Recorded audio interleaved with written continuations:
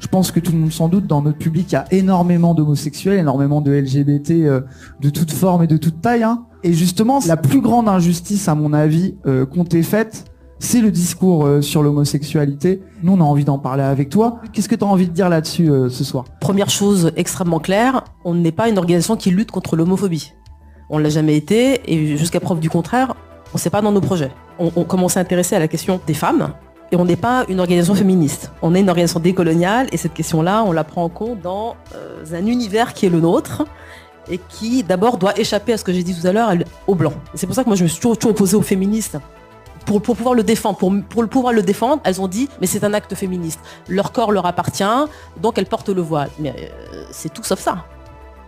C'est au contraire ce voile-là que je défends.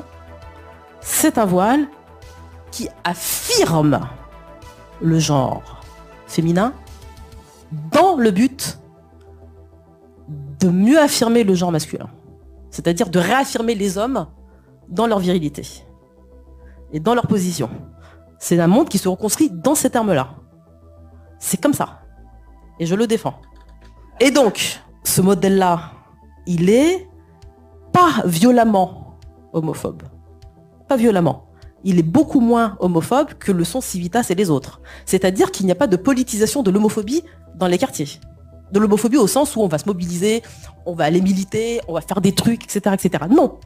Ça reste soft. C'est pas une homophobie très forte. C'est une homophobie qui est soft, qui n'est pas une homophobie de lutte et de combat, tout ce qui concerne le volet progressiste, qui est le plus sensible. Celui-ci, vous nous le laissez. Vous vous occupez pas de nous et vous ne cherchez pas à nous civiliser. Nous, on s'occupe des nôtres.